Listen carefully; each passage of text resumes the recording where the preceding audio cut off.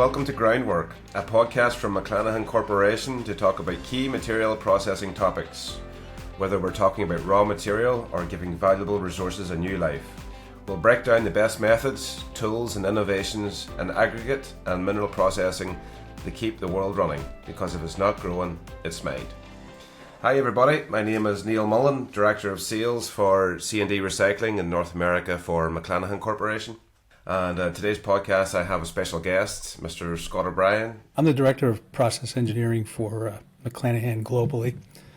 So I get my hands into a lot of different things. My background is in minerals, mineral processing, aggregate processing. And I've recently expanded to fun stuff, like what Neil's working with, the C&D recycling. That's great. And even has gone as far as recycling sand in dairies. So the title of the podcast today is Mining Without a Mine, or another way of phrasing it would be urban mining. Before we talk about urban mining, let's talk about traditional mining. Traditional mining is the extraction of minerals from the Earth's crust, hauling it to a processing plant, crushing it, washing it, screening it, conveying it into different stockpiles. And once it's ready for market, it's loaded onto trucks, and then it goes either to a customer or it goes to the next stage of processing, whether it's batching concrete or some other construction material. So there's an environmental cost involved with traditional mining. There's quite a lot of carbon emission involved in the process. And typically, a lifespan of a building could be 20 years or 40 years, and then that material is broken down and disposed of in the landfill. Natural reserves is finite. One day there's going to be no natural aggregates in many parts of the country. I mean, you could look at Long Island right now and there's very limited natural reserves left, and recycling is really key in that area. Urban mining is taking materials from the cities or from centres for construction after a demolition, and instead of taking that material to a landfill site, they'll take it to a processing plant where the material will be broken down, whether it's crushed, and then it'll be washed, separated out, and then it can be reused again for construction purposes. So it doesn't involve blasting virgin aggregates or hauling material from a mine site to a processing plant. It's diverting waste from landfill, washing it and repurposing it and putting it back into construction sites. So really, urban mining is, our cities are our mines, and it covers different types of material streams that comes out of cities, whether it's excavated soils, debris, hydrovac slurry, or even concrete washout. And it's taking what is perceived as a waste stream, diverting it from landfill, reprocessing it and putting it back into the construction market. Scott, you've been in the industry for 47, 48 years? 46. 46. Yeah. Don't make me older than I am, man. So you've seen quite a lot of changes, I suppose. Do you want to talk about where the C&D started for you and where you see C&D at today? My first, if you want to consider it C&D, was concrete recycle, 1989. Basically bringing back unused concrete, whatever reason, rejected at site for being out there too long or whatever. But simply separating the aggregate from the cementitious fines, then reusing the aggregate in the next batch. A little bit later in life, we focused on cleaning up Superfund sites, shuttered military bases, lots of contaminants on these bases, separating metals, whether it's spent rounds of lead or shell casings or whatever. All that stuff got treated and put into separate piles, sold for subsequent use and recycle. Then C&D, as far as construction debris, that started coming in for me probably in the mid-90s. but it was mostly dry. And I always worked for a company that did wet processing, so that was sort of peripheral for us, and we didn't get involved too much with that. Then people started getting interested in washing C&D, and that's where I started to get more involved in that. So C&D waste coming back to be washed, create piles of aggregates that can be used and reused for building materials.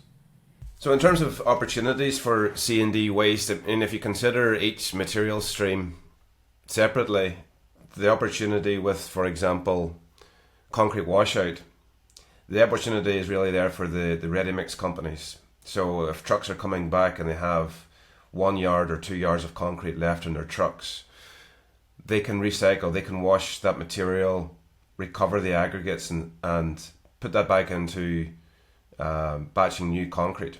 So they're saving on extraction, transportation, and they can put that material back into ready-mix production. If you consider hydrovac slurry excavation, trucks go around and they're searching for underground utility cables without the use of an excavator. The vac trucks come back with lots of water, a lot of soil, rocks, sand, plastic bottles, rags, junk. There's value in some of the material that it brings back, but there's also huge value in the water. And if the water can be recycled and filtered, that water can be resold back into vac trucks. So depots that would receive hydrovac waste slurry, they can charge a gate fee for trucks coming in. They can wash the material, sell the material back to the market, and they can also sell water back to the vac trucks if they filter the water. So you get paid material coming in, you can get paid for material going out the gate. A huge advantage with recycling excavated soils is the savings in transportation. So, I mean, we're trying to grow our infrastructure really fast, developing our cities. But if we're able to, take the material that comes out of the cities, take it to a recycle facility in close proximity, wash the material and send it back into the cities, there's huge savings in transportation. I think the industry's evolved though. So you mentioned in the early 90s, you put in wet processing systems to deal with contaminated soils, and the objective was really to concentrate those contaminants, so it reduces, I suppose, the disposal fees, but it also, cleans up the soils on site. But I think the industry has evolved where there's a greater appetite to wash waste materials, and maybe it's not contaminated, but it's considered a waste, and the goal would be to wash the materials and put it back into construction. And your endeavours in the early 90s, it uses the same technologies to a large extent as wet processing systems, and it's just reapplying it to a more moderate material stream to get a higher value out of where it starts off at. I mean, recycling has been going on for construction and demolition for decades, but wet processing definitely increases the value of the materials, by washing the impurities, cleaning the rocks. There's a lot more potential using wet processing systems as opposed to just crushing and screening. Oh, absolutely. Yeah. I mean, that's C&D, I guess, going back 30 years ago, that's exactly what it was, mostly dry processing. So by applying water to the equation, you end up with cleaner products. You end up with finer materials you can use for, products that require finer materials. So it does open up a whole other level of processing for C&D. There definitely are challenges with wet processing C&D waste. I mean, the material itself, you have to consider the variability in the material. Obviously, if it's excavated soils, it can have a lot of sticky plastic, tough clays that has to be washed off the rocks. You have to consider any contaminants that has to be removed. In your experience, what sort of contamination have you seen that would have to be tackled, and what methods from a wet processing point of view would you use to tackle those contaminants? let's say you have a house that was built 2010, and for whatever reason you're tearing it down. Kind of understand what the building materials are. You know that there have been certain laws in place. They go, okay, can't use any lead paint, and these sorts of things. You get into an older building, here's where you have to be a bit careful. And this is something that somebody that is in this business, one of the things that they have to do as far as their due diligence is get some type of certification on what is this material that's coming to me. Because you have to understand what the material is, not only from a hazardous standpoint and also from a, can this be put into the plant that I own? And will my plant actually do something that'll create a product that I can sell?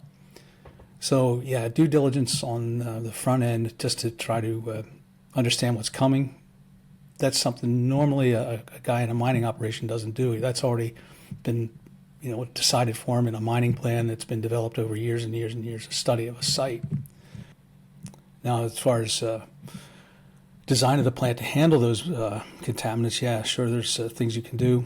Basically, what we've been doing is applying mineral processing technology and trying to move it into that space there where it can be used to help remediate the material as you're processing it. We try to design the plant to be as forgiving as possible, I guess, to sort of mitigate some of the stuff that might just show up in that stream. In terms of sand processing, would you say like density separation is a key component of a recycle system? Yeah, absolutely. Because you've got a lot of material coming into this site that's not rock. It's not, you're not going to put it into an aggregate product. You certainly don't want pieces of wood in there and paper and plastic and that kind of deleterious material. So we do upfront, throughout that process, actually have streams that are going off and where that material is being concentrated and put to the side, and advance the useful material forward. Do you want to talk about the density separation techniques that we have for particles, less than 5 millimeters or 6 millimeters? What type of technology do you utilize to remove contaminants? As far as McLanahan is concerned, we've made hydrocisers and density separators for years, which the density separator is kind of what we would call an autogenous dense media separator. We're using sand itself to create a thick slurry, create a specific gravity of material of slurry that might be 1.6. Water's 1.0, sand 2.65. And most of your organics are below 1.6 grams per cubic centimeter density. So it gets into the density separator where we have this bed of quicksand, which is simply caused by rising current, to form a teetered bed.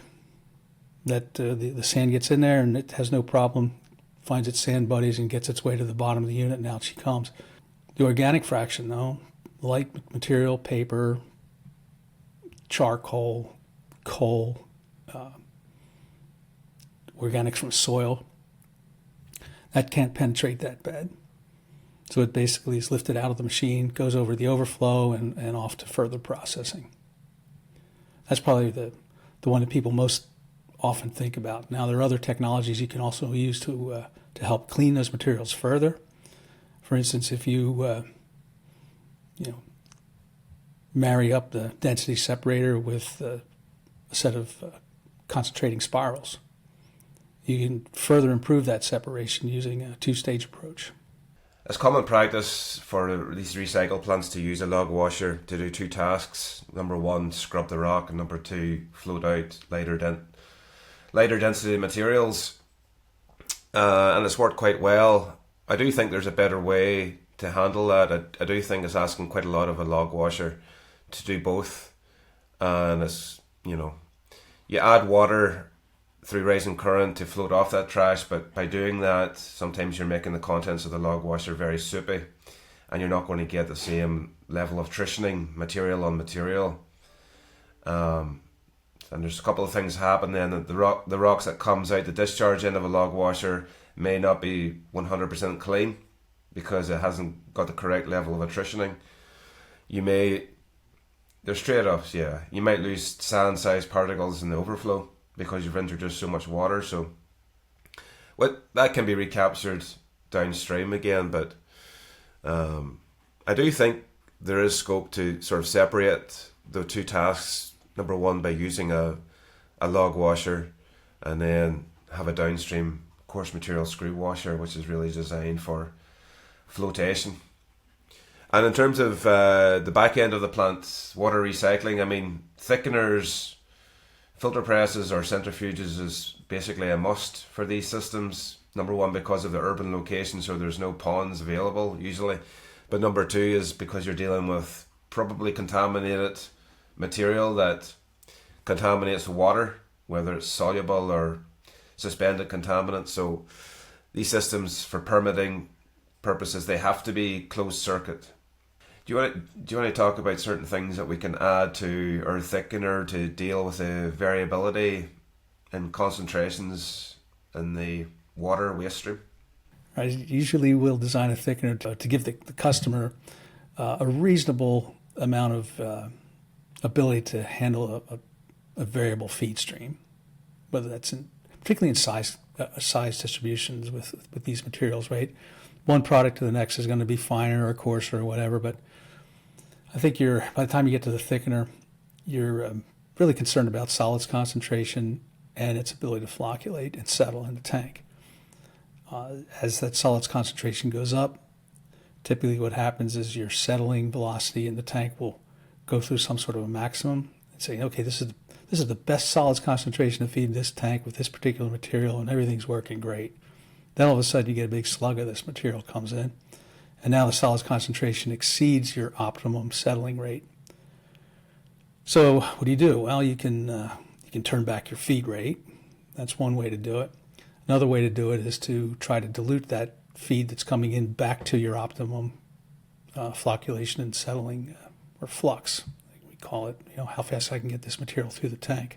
A couple of ways to do that. You could, I'm just going to add a bunch more water up front before it gets to the thickener. Well, that's kind of a non-starter because now I've got a lot more volume and my tank's not changing in size.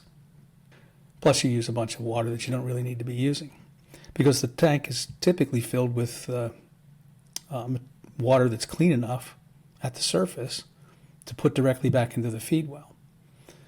And that's where we utilize a feed well. We call it what's called the vector feed well, which allows us to utilize that water that's already in the thickener, push it into the feed well using a series of pumps. So this is called internal force dilution. That drags the solids concentration back down to a reasonable solids concentration that allows flocculation and settling to occur. So as things change over the course of the day or the weeks, you have that ability to sort of fine-tune the performance of the thickener just to meet those variations in feed. Do you want to talk about the method of monitoring the level of settling inside the feed well? What do we typically use to measure that?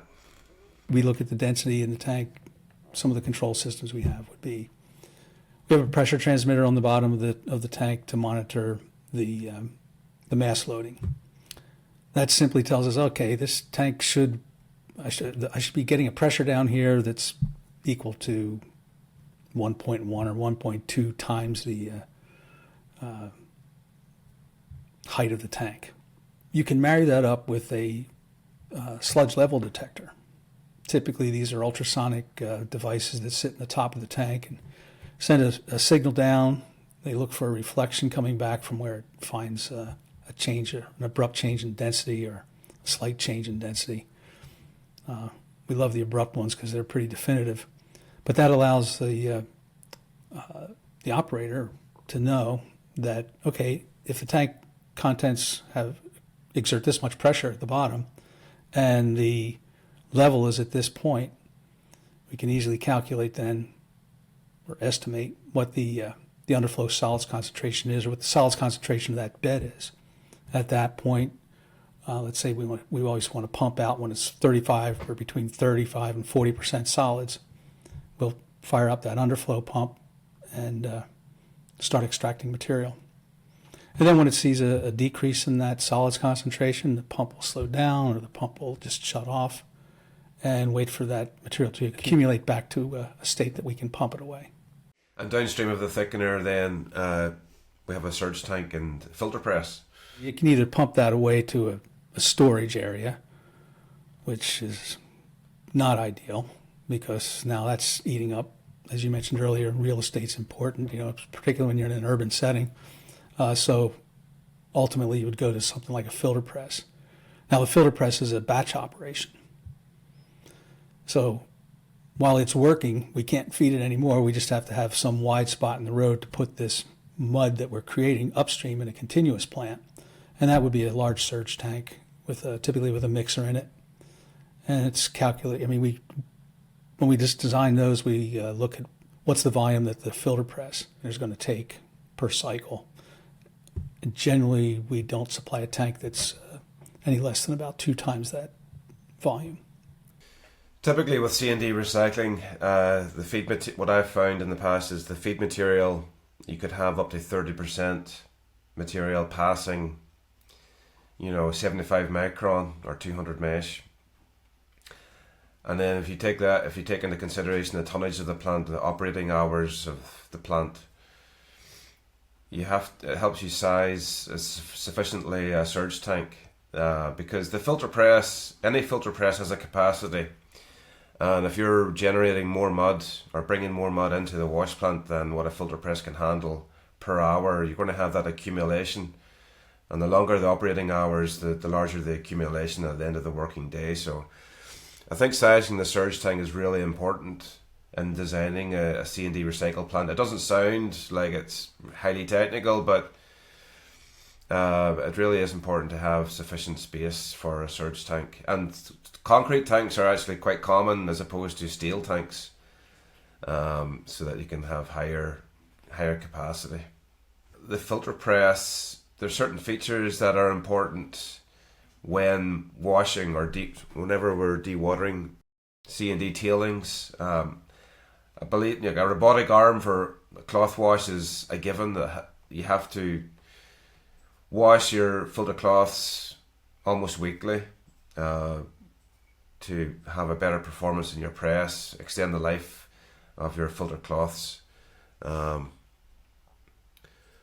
There are some nice features that have come out recently. I'm going to plug a McLanahan quick change system here, where the filter cloths are now divided in 2. Well, basically there's a cloth per side of the filter plate, and it means that we can swap out one side of a full cloth in a matter of seconds, as opposed to 20 minutes, in the traditional method where a filter cloth is one piece and it covered both sides of the filter plate. But it'll drastically, reduce the maintenance time required in terms of changing out filter cloths. I think that's a huge benefit for operators, especially dealing with harsher materials like C&D. So some of the benefits of C&D recycling that comes to mind is, we're growing our infrastructure. We need more building materials. Natural aggregates is a finite resource. I think we have to recycle to supplement our natural reserves. And there's no point in really wasting good natural reserves on applications where recycled materials would do just as good of a job. I think we have to preserve our best natural reserves for high specification applications, whether it's building dams or bridges, high-rise buildings. There's tens of thousands of applications where we don't need to use our best materials. Other benefits to recycle, I don't like the idea of sending material into a landfill site. That's the easy button. It's the way things have been done for generations. There's a better way. I don't want to be surrounded by landfill sites. I don't want to live in a house that's close to a landfill site. If we don't tackle the problem now, it's just going to get worse for future generations. I think we have a responsibility to take care of the planet. So supporting growing construction, reducing waste in landfill, protecting our environment. Those are key drivers for me for C&D recycling. I certainly agree with everything you said there, Neil. I know I have a friend now who's works with a concrete company, and he's trying to source like 150,000 tons of aggregate for a bridge project. So that 150,000 he can't find anywhere. So he's got this opportunity to get 75,000 off of one producer and 75,000 off another producer. Takes that back to the authorities and they say, hey, here's the deal. I can get 75,000 tons here and 75,000 tons there. And the engineering staff will invariably come back and say, we really need to, have traceability to where the rock came from. So we need that 150,000 from a single deposit. And that's the kind of thing that they're up against. I mean, here in Pennsylvania, you've got lots of building going on with warehouses with very flat floors and highways and bridge construction. And quite literally, we're in that spot where aggregates, virgin aggregates, are quite a premium product. Yeah, I think if we're serious about being a sustainable society, we have to tackle C&D debris. It's 2 to 3 times larger in volume compared to municipal waste. It's all well and good recycling cardboard or paper, but if we want to get serious about sustainability, we have to really tackle construction and demolition debris. Washing the materials with wet process, high-end wet processing systems, yes, they're expensive, but hey, they create greater yield, greater quality of products. Their return on investment, is relatively short. Yeah, it's still on a per ton basis. You're still producing aggregates at a fairly low cost, right? So it's economies of scale. Exactly, and the cost of transportation has a huge bearing on the cost of aggregates that you're selling. So if you can minimize the transportation by having a recycling system close at hand to sources of material or the target market, you're going to be really competitive to construction companies that requires material in an urban location. Well, Scott, thanks very much for your time. We talk on a weekly basis, but it's pretty cool to talk to you on a podcast. So I always appreciate your insights. You're definitely the most intelligent guy I've ever met in this industry, and I appreciate you being a teammate. It's great for the C&D recycling industry to hear your thoughts as well on the future and the technology that we can utilise to wash these materials. So on that, thank you guys for listening to Groundwork, the McLanahan podcast. Be sure to subscribe on your favourite listening app for new episodes and follow McLanahan on social media for more content.